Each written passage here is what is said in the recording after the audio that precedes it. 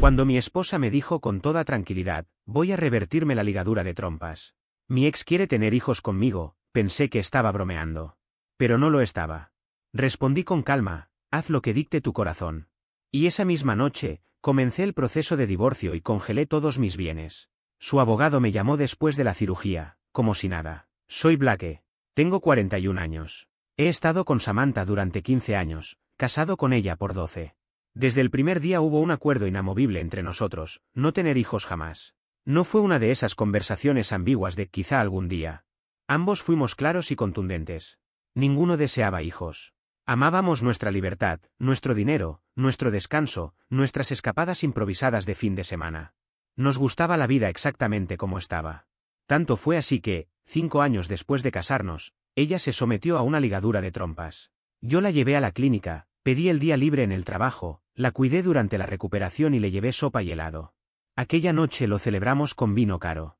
Sentíamos que asegurábamos la vida que ambos queríamos, sin arrepentimientos, sin dudas. Construimos nuestro mundo alrededor de esa decisión. Teníamos una casa bonita en un buen vecindario, un fondo de ahorro estable, viajes 2 veces al año, uno tropical en invierno y otro a Europa en verano, y planes de jubilarnos temprano. Todo encajaba perfectamente. 3 semanas atrás, una noche de miércoles cualquiera, estábamos cenando pasta con una salsa marinara que había estado perfeccionando.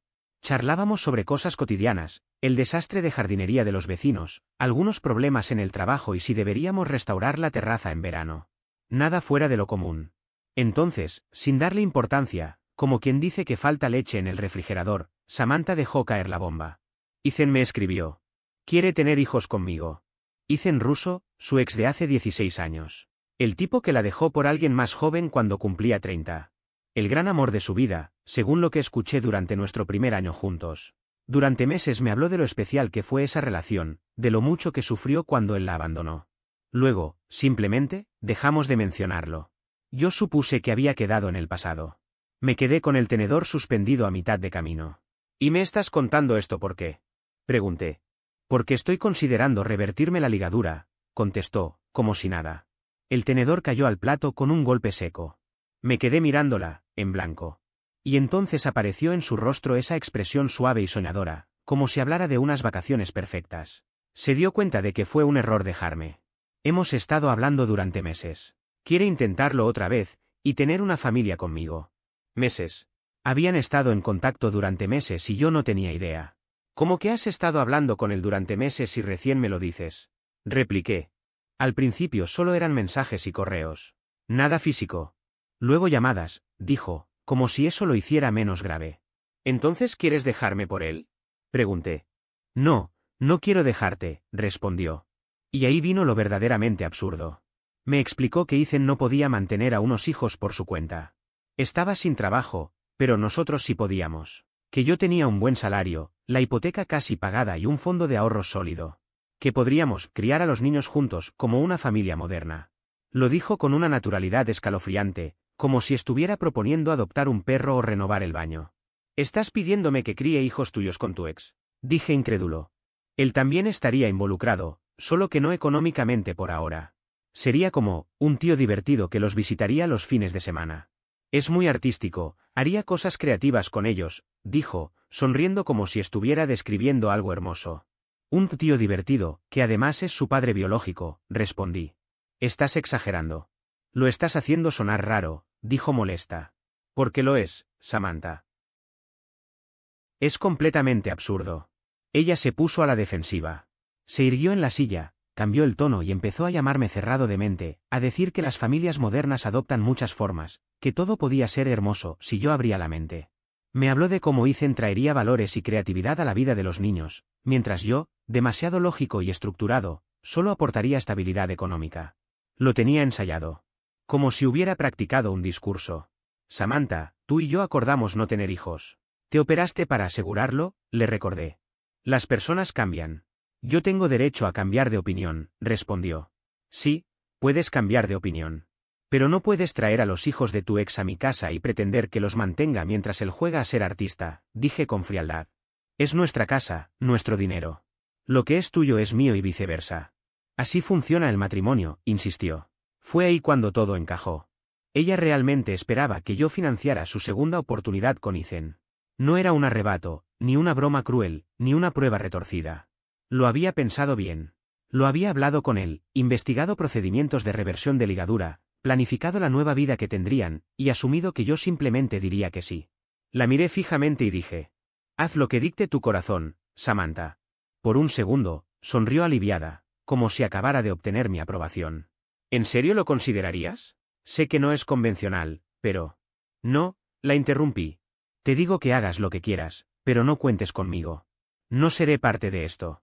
Ni emocional ni económicamente. La sonrisa desapareció de inmediato. Me miró como si le hubiera dado una bofetada. Eres mi esposo, no puedes abandonarme. No te abandono, dije con calma.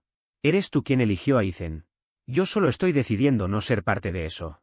Se levantó sin decir nada más y se fue a dormir. No me dirigió la palabra el resto de la noche. A la mañana siguiente, mientras preparaba café, la vi sentada en la mesa de la cocina, con su laptop abierta, buscando cirugías de reversión de trompas. No lo ocultaba. Leía tasas de éxito, testimonios de pacientes y comparaba precios. Como si ya tuviera tomada la decisión. Ese día hice 2 llamadas desde mi oficina. La primera fue a Richard Cohen, un abogado que un colega había contratado durante su propio divorcio. La segunda, a mi asesor financiero para discutir estrategias de protección patrimonial. Ambos coincidieron en lo mismo: debía documentar absolutamente todo. Cada conversación, cada mensaje de texto, cada movimiento de dinero. Había que construir un rastro claro desde el principio. La cirugía de reversión se programó con una rapidez que me sorprendió. Samantha había encontrado una clínica privada a 2 horas de casa, especializada en procedimientos de fertilidad. Le ofrecieron un turno en apenas 2 semanas si pagaba por adelantado. El costo total, $8.000 por la intervención, más unos 2.000 adicionales por anestesia, uso de instalaciones y consultas de seguimiento. En total, unos $10.000. Y, por supuesto, adivina quién se suponía que debía pagar: yo. Un lunes por la mañana, mientras tomaba café antes de ir al trabajo, ella deslizó por la mesa un formulario de autorización de pago. Arriba, el logotipo de la clínica; abajo, un espacio en blanco para la cantidad. Solo necesito tu firma. La clínica requiere el pago completo por adelantado. No aceptan planes de pago, dijo con absoluta naturalidad. Miré el papel, luego a ella. No pienso pagar eso, respondí. Es nuestro dinero. Estamos casados. Tenemos cuentas compartidas por una razón, me replicó. Es dinero para que tengas los hijos de otro hombre. No cuentes conmigo. Su rostro se tornó rojo. Empezó a gritar a las 7 de la mañana, acusándome de control financiero, manipulación emocional y de intentar encerrarla en una vida que no quería. Hablaba de sueños, de crecimiento personal, de cambios en la vida que debíamos enfrentar juntos. Seguramente los vecinos escucharon cada palabra. Yo no discutí, tomé mis llaves y me fui a trabajar. 1 hora más tarde, su hermana Amanda me llamó. Nunca me ha soportado, siempre ha pensado que Samantha se rebajó al casarse conmigo, que soy demasiado formal y que ella merecía a alguien más libre y creativo. ¿Qué es eso de que te negaste a pagar atención médica para Samantha? Me soltó. No es atención médica. Quiere revertirse la esterilización para tener hijos con su exnovio, respondí. Es tu esposa. Deberías apoyarla. Eso significa estar ahí en todo, insistió. Apoyarla no implica financiar su reencuentro romántico con Ethan Russo, le dije con frialdad. Estás siendo mezquino y controlador. Estás impidiendo que tenga hijos por rencor, me acusó. No quiero pagar por criar a los hijos de otro hombre. Hay una diferencia muy clara ahí, contesté. Te vas a arrepentir cuando ella te deje, dijo. Lo dudo, respondí antes de cortar la llamada. Durante la siguiente hora, Amanda me bombardeó con mensajes larguísimos. Me llamó mal esposo, egoísta y predijo que moriría solo. Dejé de leer al tercero. Samantha terminó sacando $10.000 de su fondo de jubilación. Por la penalización y los impuestos, la cifra final rondó los 12.000. Estaba furiosa, convencida de que yo la había obligado a endeudarse, y que lo hacía para sabotearla y castigarla por ser honesta con sus sentimientos. Mientras tanto, yo ya me había reunido oficialmente con Richard Cohen. Llevé copias impresas de todos nuestros mensajes. Desde ese punto, empecé a comunicarme con Samantha únicamente por texto. Cada palabra quedaba registrada. Yo, solo para confirmar, vas a operarte para tener hijos biológicos de Ethan. Ella, sí. Me prometiste apoyarme cuando nos casamos. Yo, te dije que siguieras tu corazón. Nunca acordé criar hijos de otro hombre. Ella, eres mi esposo. Claro que vas a ayudar a criarlos. Somos un equipo. Eso hacen los equipos. ¿Y cuál es exactamente la contribución de Ethan en este equipo? Ella aportará el material genético y apoyo emocional a los niños. Y financieramente. Ella está reconstruyendo su vida. Ha tenido mala suerte con el trabajo. No seas cruel. Entonces yo pago todo, y él solo aparece como, papá. Ella, estás simplificándolo demasiado. No. Lo estás complicando tú. Cuando Richard leyó esas conversaciones, se echó hacia atrás en su silla y soltó una risa seca. Son perfectas. Sigue así. Todo debe estar por escrito, me dijo. La cirugía se fijó para un viernes, 2 semanas después. La noche anterior, ella empacaba su bolso de viaje mientras tarareaba una melodía alegre, como si se preparara para unas vacaciones. Ethan me llevará mañana. Quiere estar ahí para apoyarme y luego me traerá a casa, comentó emocionada. Qué considerado, respondí con sarcasmo. No seas así. Esto es algo hermoso.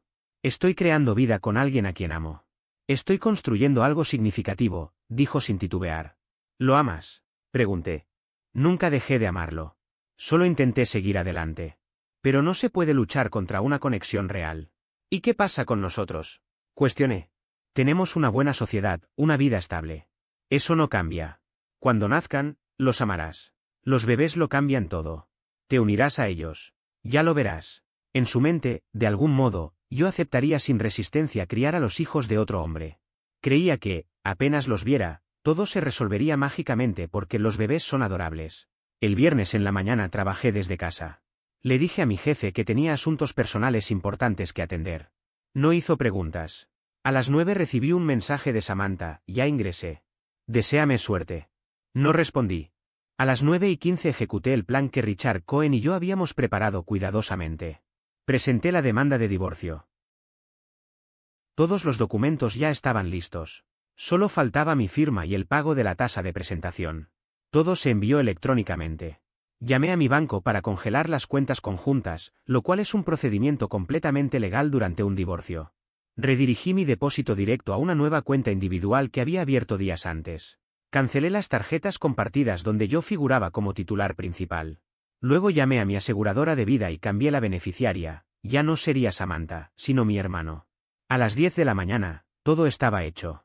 Papeles presentados, activos protegidos, nuevas cuentas funcionando. A las 11:30, sonó mi teléfono. Número desconocido. Lo dejé ir al buzón de voz. El primer mensaje de voz que recibí era de Patricia Delgado, abogada que representaba a Samantha. Su tono era urgente y pedía que la llamara de inmediato para tratar un asunto legal importante. Ignoré la primera llamada.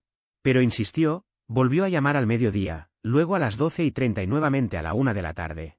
Finalmente, a la 1:15 contesté. Señor Blake, soy Patricia Delgado, abogada de Samantha Blake, ¿qué demonios acaba de hacer? Presentar la demanda de divorcio, respondí con calma. Asumí que Samantha ya le había contado nuestra situación con Ethan. Ella acaba de salir de una cirugía y usted congeló sus cuentas mientras está en el hospital, me reprochó. La decisión fue tomada en el mismo momento en que eligió a Ethan y a sus hipotéticos hijos por encima de nuestro matrimonio, le contesté sin titubear. Esto es abuso financiero. Es ilegal. Voy a pedir que congelen también sus activos, me advirtió. No es ilegal. Es una medida estándar de protección patrimonial en un proceso de divorcio. Cualquier abogado de familia se lo puede confirmar.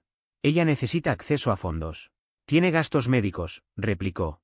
Ya tenía acceso a $10,000. Decidió gastarlos en la cirugía para poder tener los hijos de otro hombre. Eso fue su elección, respondí con frialdad. Hubo un silencio prolongado al otro lado de la línea.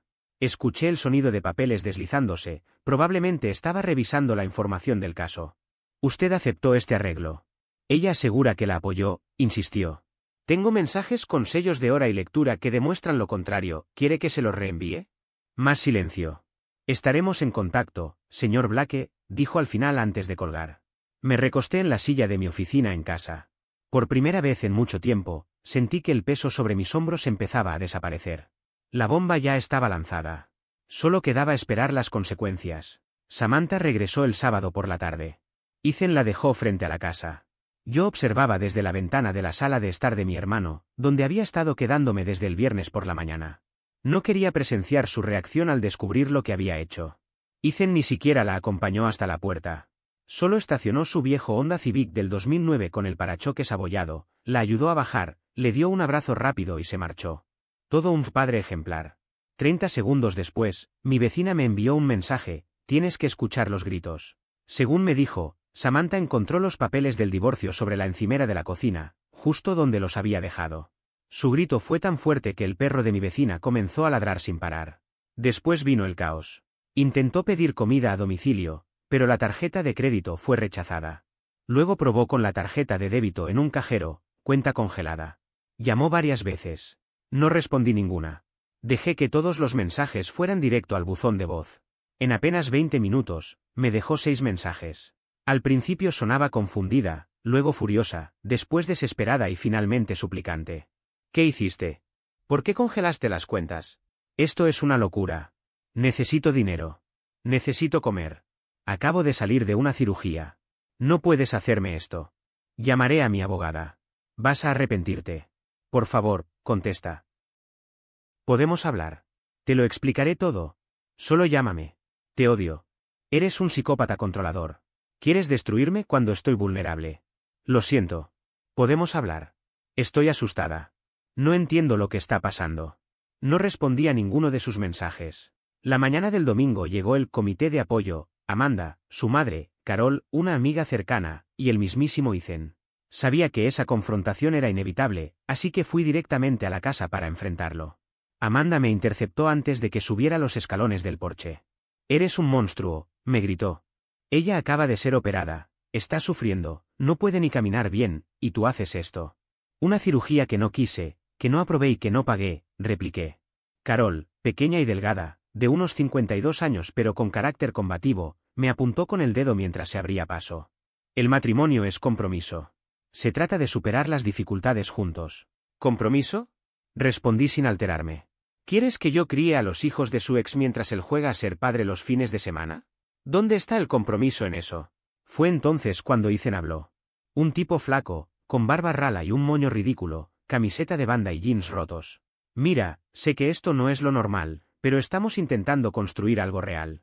Lo que importa es el amor, no el dinero», dijo con esa voz de falsa espiritualidad. «Ethan, con todo respeto, cállate», le corté. «No pudiste comprometerte con ella hace 16 años. La dejaste por alguien más joven. No tienes trabajo. No tienes dinero. Y ahora la convenciste de arruinar su matrimonio para tener hijos que ni siquiera puedes mantener. O eres un manipulador experto o ella perdió completamente la cabeza. La amo. Siempre la he amado. Me equivoqué, pero ahora estoy listo», replicó. «Entonces paga todo tú. Apóyala tú. Construye esa vida auténtica, ¿qué dices?» «Estoy entre oportunidades ahora mismo», balbuceó.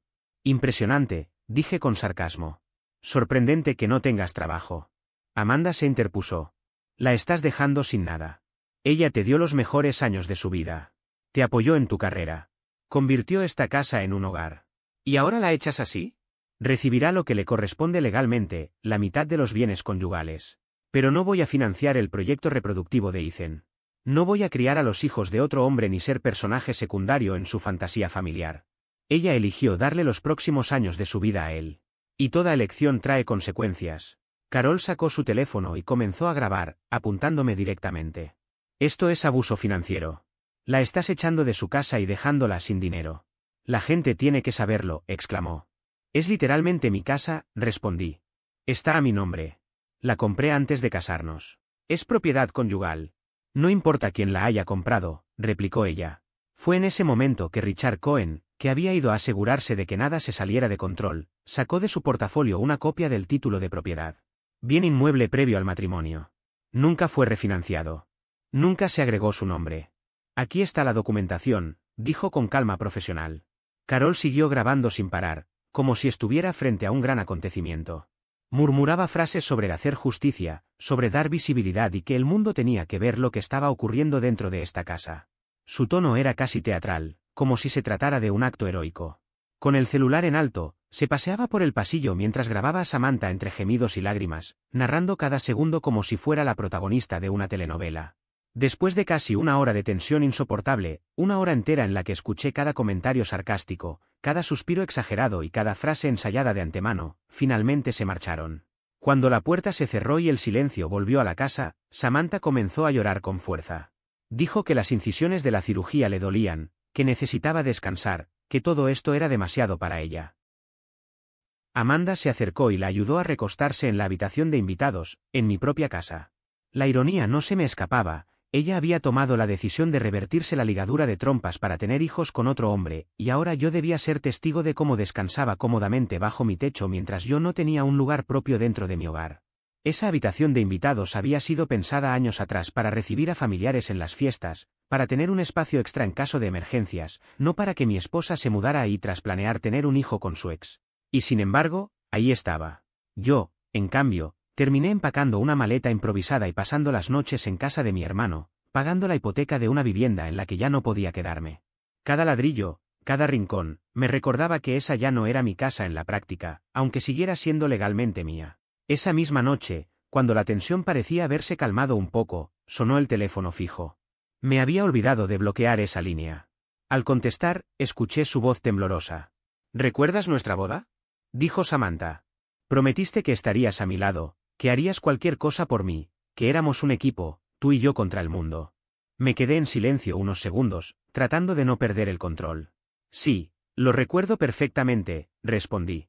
Pero también recuerdo que esa promesa tenía límites lógicos. Criar a los hijos de tu ex no entra en ninguna definición de equipo. Ella suspiró como si estuviera actuando para una cámara invisible. Podrías aprender a amarlos, dijo con voz dulce. La gente cría hijos que no son biológicos todo el tiempo. Hay familias que funcionan así. También podría aprender malabares, contesté con frialdad. Eso no significa que quiera hacerlo. Y como si no fuera suficiente, decidió citar a Ethan. Ethan dice que lo que realmente te pasa es que te sientes amenazado por él, que no puedes manejar que esté en mi vida. Me reí por lo bajo. Amenazado por un hombre que no tiene trabajo y que está intentando convencerte de que financies su legado. No me siento amenazado, Samantha. Me siento asqueado. ¿Por qué estás siendo tan cruel?, preguntó entre sollozos. No estoy siendo cruel. Estoy siendo realista. Tú estás eligiendo una vida que no incluye mis límites. Quieres tener hijos con otro hombre y que yo financie esa decisión. Negarme no es crueldad. Es establecer límites claros. El lunes, Samantha decidió cambiar de estrategia. Publicó en Facebook un texto largo, redactado como un manifiesto feminista. Hablaba del abuso financiero, de hombres controladores, de mujeres que tienen derecho a decidir sobre sus cuerpos sin represalias. Terminaba con frases como mi cuerpo, mi decisión y nadie debería castigar a una mujer por elegir su futuro. Las reacciones no se hicieron esperar. Sus amigas llenaron la publicación de mensajes alentadores. Eres tan valiente. Mereces algo mejor. ¡Qué monstruo de marido! Pero mis amigos, que conocían la historia real, no tardaron en poner las cosas en contexto. Uno escribió: «No fuiste tú quien decidió volver con su ex para tener hijos, no es eso de lo que se trata». Otro comentó: «Solo para confirmar, esperas que tu esposo financie los hijos que quieres tener con otro hombre». La publicación desapareció en menos de una hora. Y, como era de esperarse, bloqueó a ambos. 2 semanas después de la cirugía, cuando todo parecía haberse asentado y las personas ya habían elegido de qué lado ponerse, llegó el siguiente golpe. Patricia Delgado, su abogada, envió una notificación formal. Pensión alimenticia completa por 5 años, $2.500 mensuales. La casa a su nombre. La mitad de mis fondos de jubilación, unos $70.000. El pago íntegro de la cirugía de reversión de ligadura de trompas, $10.000 más los controles posteriores. Y el punto más surrealista de todos, futura manutención para hijos que todavía no existen, concebidos con Ethan. Cuando Richard Cohen, mi abogado, leyó el documento, soltó una carcajada tan fuerte que se escuchó por todo el pasillo. «Esto es de lo más creativo que he visto en mi carrera», dijo mientras dejaba el papel sobre el escritorio y se echaba hacia atrás en su silla. Manutención futura de hijos que ni siquiera existen, y que ni siquiera serían tuyos. Increíble. Nuestra respuesta fue inmediata y firme: división estándar de bienes, sin pensión. Samantha tiene un empleo fijo como coordinadora de eventos con un sueldo de aproximadamente $45.000 anuales. Que asuma ella su deuda médica. Yo conservaría la casa, se dividirían los bienes al 50% y listo. 3 días después, Patricia contraatacó con una moción más agresiva. Me acusaban de manipulación financiera y coerción reproductiva, asegurando que yo había presionado a Samantha para que se ligara las trompas años atrás y que ahora estaba castigándola por ejercer su libertad reproductiva. Richard me miró serio, casi divertido por lo absurdo de la acusación. Coerción reproductiva, cuando se está operando para tener hijos con otro hombre. No van a poder sostener eso. Tienes la documentación, los mensajes, los acuerdos previos. Mantén todo por escrito. No dejes nada al aire. La mediación quedó fijada para un jueves a las 2 de la tarde. La sala de conferencias del despacho de Richard era fría y minimalista, una mesa larga de madera oscura, una jarra de agua perfectamente alineada en el centro, una caja de pañuelos clínicos y un silencio que se sentía como un presagio. Samantha llegó acompañada de Ethan Russo, lo cual sorprendió a Richard. ¿Por qué está aquí el señor Russo?, preguntó con tono cortante. Vine a apoyarla emocionalmente, respondió Ethan, sentándose como si fuera parte del proceso legal. Esto es una mediación, no una sesión de terapia, replicó Richard sin ocultar su molestia. Es mi pareja ahora, dijo Samantha, entrelazando su mano con la de Ethan y sentándose junto a él como si quisieran dar un espectáculo. ¿Desde cuándo?, pregunté, sintiendo cómo me hervía la sangre. Desde que me abandonaste, respondió con frialdad calculada. Patricia intervino como si hubiera ensayado cada línea. Mi clienta se vio obligada a buscar apoyo en otra parte cuando el señor Blake retiró toda ayuda financiera y emocional tras su procedimiento médico. Retiré mi apoyo para financiar otro proyecto de familia, contesté. No es lo mismo. La discusión dio vueltas durante casi 2 horas. Samantha insistía en que necesitaba la casa, por los bebés que estaban por venir, por la estabilidad, por el espacio, por el jardín. Como si yo estuviera obligado a ser el sostén de un hogar donde viviría otro hombre criando hijos que no eran míos. Finalmente, Robert, el mediador, un hombre mayor con un aire de agotamiento en la mirada, decidió ir al grano. Señora Blake, ¿de qué bebés estamos hablando exactamente? De los hijos que planeo tener con el señor Russo, respondió sin un ápice de vergüenza. Entonces usted está solicitando que su esposo financie a esos futuros niños, que ni siquiera existen. Son niños inocentes, respondió Samantha, con tono dramático. Merecen apoyo, sin importar la biología. Niños que aún no existen, insistió Robert. Existirán. Estamos intentándolo, dijo ella. Ethan, entusiasmado, agregó. Sí, estamos muy comprometidos con esto. Robert giró la mirada hacia Ethan. Entonces quizás sea usted, señor Russo, quien debería asumir ese apoyo económico. Ethan se removió incómodo en su asiento. Soy artista, mi trabajo no se trata de dinero, sino de expresión creativa y propósito. El silencio que siguió fue casi cómico. El tic-tac del reloj de pared era lo único que se escuchaba. Robert levantó una ceja y dijo. Entonces quieren tener hijos sin ingresos reales. El amor es más importante que el dinero, respondió Ethan con solemnidad. Robert lo miró sin parpadear. Los bebés necesitan comida, señor Russo. Y la comida cuesta dinero. Ese es un enfoque capitalista, respondió él. Estuve a punto de soltar una carcajada en plena mediación, pero Richard me pateó suavemente por debajo de la mesa para contenerme. La sesión terminó sin ningún tipo de acuerdo. Ella insistió en la casa, en la pensión y en el apoyo para su nueva vida, y yo dejé en claro que no financiaría un proyecto que no me pertenecía. Me negué rotundamente a ofrecer algo más allá de la división estándar establecida por ley en casos de divorcio. Richard Cohen, mi abogado, presentó una solicitud para que el proceso de divorcio se acelerara, argumentando diferencias irreconciliables y abandono del pacto matrimonial. El juez aceptó revisar el caso y fijó una audiencia preliminar para la semana siguiente. Mientras tanto, Samantha y Ethan se comportaban como si fueran los dueños de mi casa. Ella lo había dejado mudarse temporalmente después de que su compañero de piso, un sujeto llamado Jason, lo echara por no pagar el alquiler durante 3 meses seguidos. Cuando Jason se cansó de esperarlo, le dio 48 horas para que recogiera sus cosas y se fuera. Ethan, en lugar de resolver su vida, se instaló cómodamente en mi vivienda, la misma por la que yo seguía pagando la hipoteca pero en la que no podía quedarme porque Samantha estaba recuperándose allí, y conviviendo con su ex. Yo, en cambio, tuve que instalarme en la habitación de invitados de la casa de mi hermano. Era un espacio pequeño, con un futón incómodo y poco aire. Aunque mi cuñada se mostró amable al principio, era evidente que mi presencia empezaba a incomodar a todos. Sus hijos no paraban de preguntar por qué el tío Blake estaba viviendo con ellos. Una noche de viernes, cerca de las 10, recibí un mensaje de mi vecino. Ethan está moviendo muebles. Hay mucho ruido. Pensé que debería saberlo. Imagina mi rabia al saber que el tipo que no tenía ni trabajo ni techo estable estaba reacomodando los muebles de mi propia casa. El lunes siguiente, antes de ir a trabajar, decidí pasar por la vivienda para asegurarme de que no la hubieran destrozado.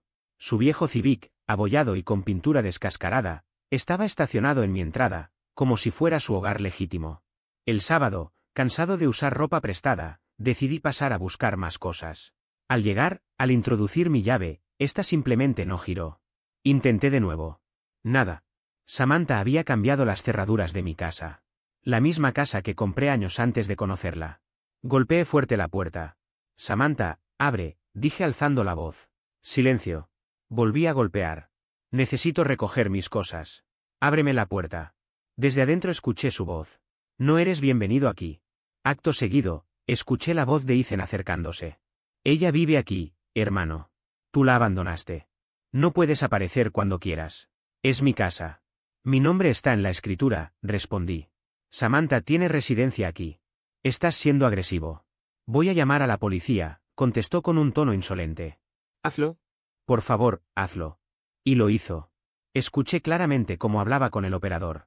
Sí, hay un hombre en la puerta de la casa. Está amenazando a mi novia. ¿Novia? La llamó su novia cuando ni siquiera estábamos divorciados legalmente. 15 minutos después, llegaron 2 agentes, una mujer de mediana edad con cara de cansancio y un joven. ¿Qué sucede aquí?, preguntó ella. Es mi casa. Mi nombre figura en la escritura.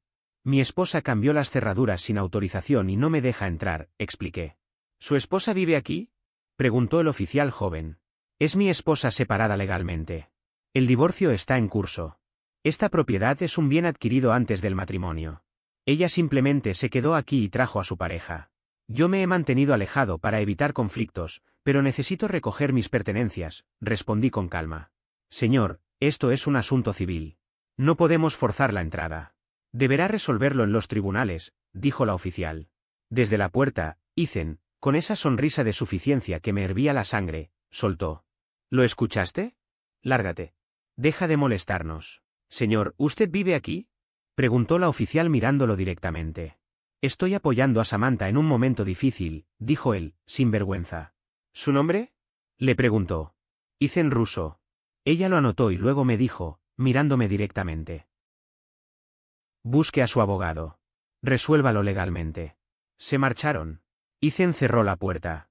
Me quedé en la entrada, observando mi propia casa como si fuera un extraño. El lunes, Richard Cohen presentó una moción de emergencia para uso exclusivo de la propiedad, adjuntando la escritura, los estados hipotecarios que demostraban que solo yo pagaba, y toda la documentación necesaria. El juez fijó la audiencia para el miércoles. Rápido. El martes por la noche, un notificador apareció en la puerta de la casa de mi hermano. Me entregó documentos. Samantha había solicitado una orden de restricción. Alegaba que yo había aparecido repetidamente de forma agresiva, que controlaba las finanzas para manipularla, que la amenazaba y que temía por su seguridad. Mentira tras mentira. Esto es un manual de manipulación, dijo Richard. Está tratando de crear una narrativa en la que tú eres el agresor, así establece residencia y busca quedarse con la casa por medio de miedo y victimismo. Es astuto, pero no va a funcionar. La audiencia del miércoles fue un espectáculo. Samantha apareció usando un vestido de maternidad floreado, como si fuera parte de una obra de teatro. No podía estar embarazada, apenas habían pasado 3 semanas desde su cirugía. Sin embargo, allí estaba, posando una mano sobre su vientre plano, encarnando a la víctima perfecta. Patricia Delgado, su abogada, la pintó como una mujer vulnerable, económicamente controlada, aterrorizada por un exmarido agresivo que usaba la propiedad como herramienta de dominación. Habló de sueños de maternidad, de proyectos de vida robados y de una supuesta amenaza constante. Richard Cohen respondió con hechos, presentó la escritura de propiedad, fechada 3 años antes de nuestro matrimonio, mostró mensajes de texto en los que Samantha planeaba la mudanza con Ethan, exhibió los registros bancarios que probaban que ella había tomado un préstamo de $10,000 de su fondo de retiro, y, como golpe final, presentó imágenes captadas por la cámara de timbre de mi vecino donde se veía claramente a Ethan cargando cajas, entrando y reorganizando muebles dentro de mi casa. El juez la observó por encima de las gafas. Señora Blake, ¿está embarazada?, preguntó. Aún no, su señoría, pero espero que pronto, respondió ella. ¿Con el señor Russo? Sí. ¿Mientras todavía está casada con el señor Blake? Él me abandonó emocionalmente, respondió con voz quebrada. El juez hojeó los documentos por varios minutos que parecieron eternos. Finalmente, habló. Orden de restricción denegada. No hay evidencia de amenaza creíble. El señor Blake obtiene uso exclusivo de la residencia. La señora Blake y el señor Russo tienen 48 horas para desalojar. Samantha perdió el control. Gritó en medio de la sala. Esto es discriminación. Tengo derechos. Soy una mujer intentando formar una familia y me están arrebatando mi hogar. El juez, imperturbable, solo dijo: tiene derecho a continuar su relación con el señor Russo en otro lugar. 48 horas. Golpeó el mazo. Audiencia terminada. El viernes, día de mudanza, decidí no correr riesgos. Contraté a 2 policías fuera de servicio para garantizar que todo transcurriera sin incidentes. Me costó $300 por 4 horas, y no me arrepentí ni un segundo. A las 8 de la mañana en punto, Samantha y Ethan llegaron con un camión de mudanza. Amanda también apareció para ayudar. Carol estaba allí, de brazos cruzados, como si supervisara un evento importante. Incluso apareció la madre de Ethan, una mujer que no conocía y de la que nunca había oído hablar. Lo primero que hizo al bajar del coche fue gritar sobre la injusticia de poner a su hijo en la calle. No tenía a dónde ir. Esa fue la primera frase que escuché esa mañana, lanzada con dramatismo y un tono que pretendía despertar lástima. No tiene a dónde ir, repetía una y otra vez, como si estuviera leyendo un guión mal ensayado. Lo decía refiriéndose a Ethan, su amante, un hombre de 38 años que llevaba meses durmiendo con mi esposa mientras yo seguía pagando la hipoteca de la casa en la que ambos vivían como si nada. El detalle gracioso, si es que algo de esto puede tener gracia, es que el pobre hombre sin rumbo, era el mismo que había contribuido a destruir mi matrimonio. Yo, claro, era el villano. El hombre frío, el insensible, que no entendía las dificultades de la vida, el que no tenía empatía porque tenía un trabajo estable y no fingía que el arte incomprendido justificaba no pagar ni un solo recibo. Samantha me gritaba sin parar. Hablaba de la crisis económica, de la falta de oportunidades, de cómo no todos podían ser unos privilegiados de oficina. Cada palabra sonaba ensayada, como si estuviera dando un discurso para una cámara imaginaria. Y yo, simplemente dejé de escucharla. Lo había hecho demasiadas veces. Ya nada de eso me sorprendía. Mientras ella dramatizaba, empezaron a cargar cajas en la camioneta estacionada frente a la casa. Lo que debería haber sido un simple traslado de objetos personales se convirtió en una escena teatral para los vecinos. Samantha exageraba cada movimiento, fingía dolores cada vez que levantaba una caja, se doblaba un poco hacia adelante, se llevaba una mano al abdomen como si estuviera protegiendo un embarazo inexistente. Lo hacía con tanta precisión que parecía haberlo practicado frente a un espejo. Quería que todos la vieran como la víctima de una historia cruel. Ethan, con la confianza de quien se cree dueño de lo ajeno, se dirigió directamente al televisor del living, un Samsung de 65 pulgadas que yo había comprado hacía apenas 2 años. Lo desconectó sin mirarme siquiera, con una tranquilidad que me hervía la sangre. Empezó a desmontarlo del soporte de la pared como si fuera suyo. Eso es mío, le dije, cruzando los brazos. Samantha lo usa, respondió con descaro. Lo ve todas las noches, así que es de ella. Quise reírme de la lógica absurda, pero solo me limité a señalar el archivador de mi oficina. Los recibos, con fecha, número de tarjeta y firma, estaban ahí. Era un hecho, no una opinión. No seas mezquino, hermano, agregó, como si la situación fuera una broma privada entre amigos. ¿Mezquino? Respondí. Te acuestas con mi esposa, intentas llevarte mi televisor y me llamas mezquino. En ese momento uno de los policías que estaban presentes, un hombre imponente, alto, con voz firme y rostro impasible, dio un paso adelante. Señor, deje el televisor donde está, ordenó. Ethan retrocedió sin decir palabra. Bajó el aparato con un cuidado ridículo, como si de pronto pesara 100 kilos. Todo un valiente, pero solo mientras no había consecuencias reales. Amanda, que no quería quedarse atrás, se dirigió a la cocina. Se agachó y empezó a desatornillar las patas de la mesa. Samantha necesita muebles para su nuevo hogar, dijo sin mirarme, como si su acción estuviera completamente justificada. Entonces que los compre. ¿Con qué dinero? Congelaste todas sus cuentas, replicó, indignada. Ella trabaja, respondí. Y Ethan es un artista. Seguro entre los dos pueden arreglárselas. Estás siendo cruel, intervino Carol, que había estado grabando toda la escena con su celular como si fuera una periodista de guerra. Su tono era teatral, impostado. Caminaba de un lado al otro, buscando ángulos mejores. Esto es abuso financiero, declaró en voz alta. Así castigan los hombres a las mujeres por dejarlos. Las echan de sus hogares, les quitan todo. Miren esto, el mundo necesita ver esta injusticia. Esto, repliqué con calma, señalando el piso, es mi casa. Escritura pública. Cualquiera puede verificarla. No importa, insistió ella. Ella vivió aquí. Tiene derechos. Richard Cohen, mi abogado, que había venido a supervisar que todo se hiciera dentro de la ley, abrió su carpeta con precisión quirúrgica. Bienes prematrimoniales, dijo mostrando la orden. Exclusividad de uso otorgada por el tribunal.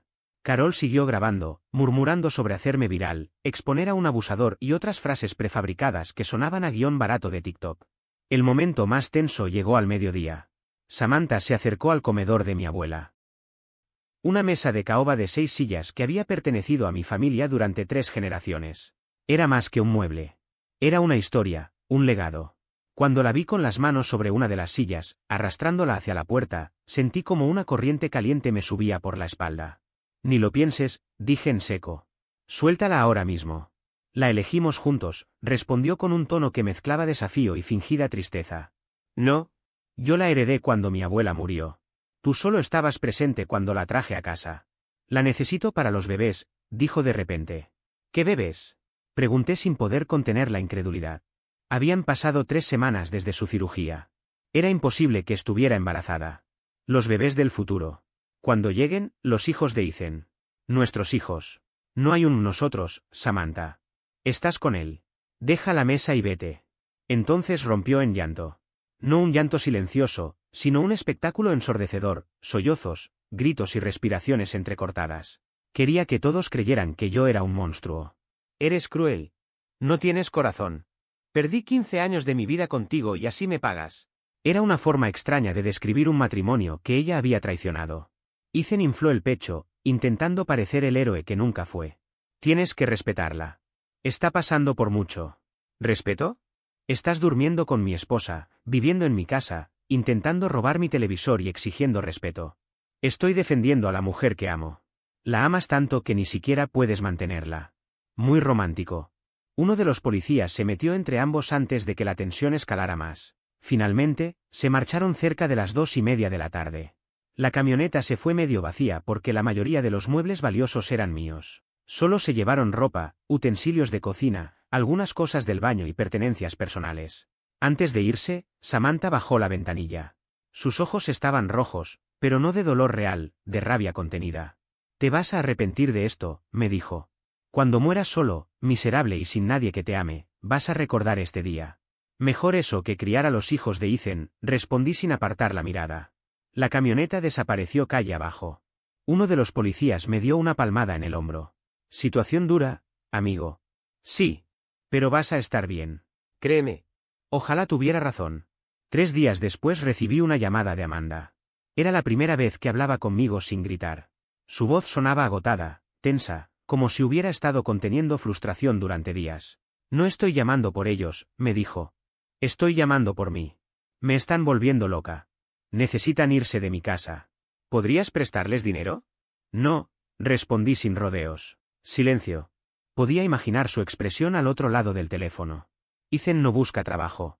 Dice que está procesando el trauma de la mudanza. Me lo imagino. Y Samantha no deja de hablar de posibles nombres para los bebés. Ni siquiera está embarazada, pero ya tiene cuadernos llenos de listas. ¿Todavía? Pregunté. Sí. Están intentándolo. Hubo una pausa. Y lo están intentando ruidosamente en mi habitación de huéspedes. Mis hijos tienen 8 y 10 años. Están empezando a hacer preguntas que no quiero responder. ¿Y quieres que les dé dinero para que puedan seguir con eso? Dije. Amanda suspiró. Tienes razón.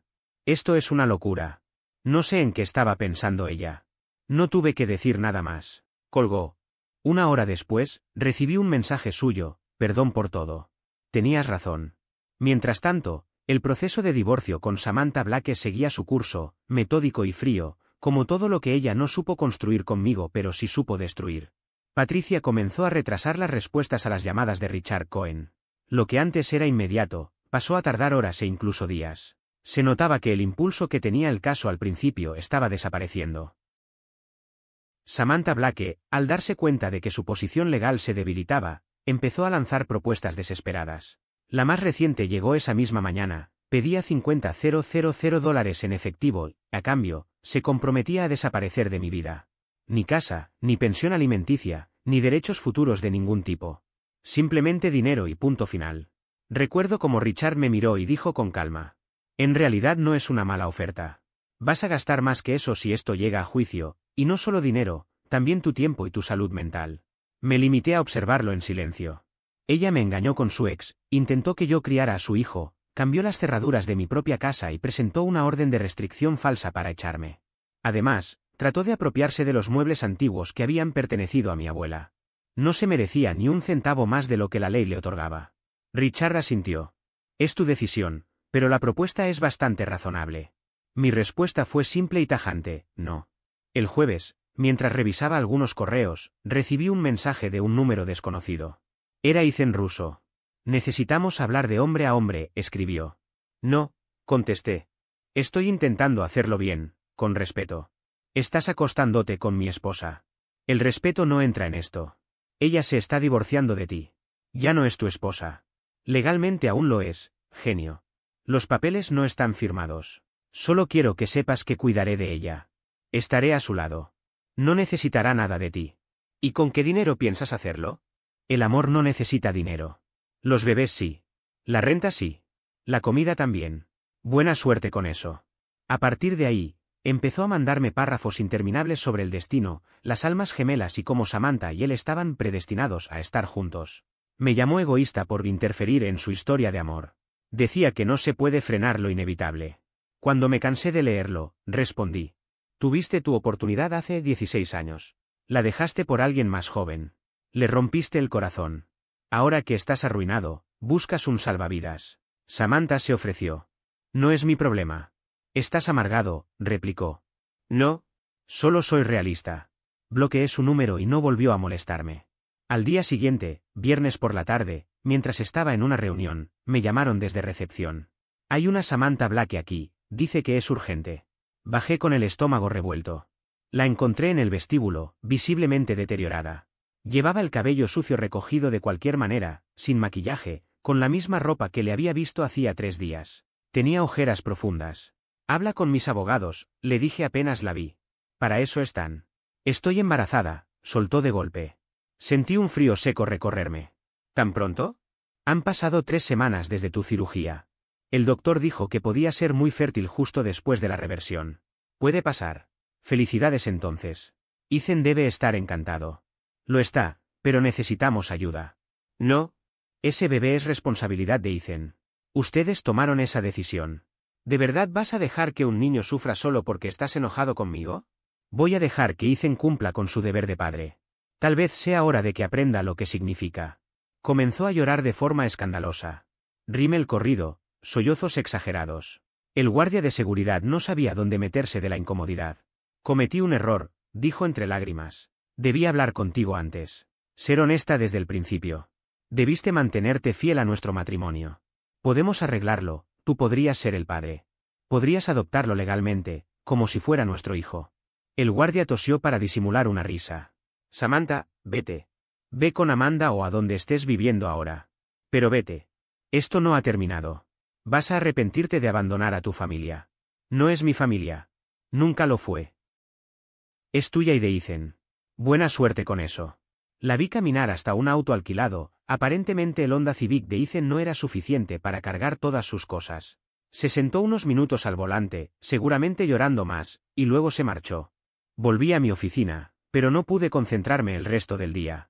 La sentencia de divorcio llegó 2 meses después. La negociación fue tediosa, audiencias, papeles, propuestas rechazadas. Finalmente, el juez dictó un reparto estándar, división 50/50 de los bienes matrimoniales. La casa era mía desde antes del matrimonio, pero tuve que pagarle $35,000 por la plusvalía acumulada durante la relación. Fue un precio que pagué con gusto por librarme de ella definitivamente. En total, Samantha se marchó con unos $73,000, su mitad de los ahorros, algunas inversiones menores y nada más. No obtuvo la casa, ni pensión alimenticia, ni el apoyo familiar con el que soñaba. Lo del embarazo fue una farsa. Amanda me envió un mensaje 2 semanas después de aquella escena en el vestíbulo, le vino el periodo. Nunca estuvo embarazada. Solo estaba desesperada. Y así fue como la ilusión se desmoronó. Ethan aguantó exactamente 34 días después de que el divorcio se hiciera oficial. 34 días para darse cuenta de que no había mansión, ni dinero constante, ni vida cómoda, solo Samantha con $73,000 que se esfumaban entre depósitos de seguridad, muebles, comida y alquiler. Una mañana, Samantha se despertó y encontró una nota sobre la mesa de la cocina. Necesito encontrarme a mí mismo. Esto no está funcionando. La energía es mala. Lo siento. Ethan se había largado. Se llevó los $5,000 en efectivo que ella había retirado para comprar muebles para una supuesta habitación infantil, para un bebé que nunca existió. Y así terminó su gran historia de amor.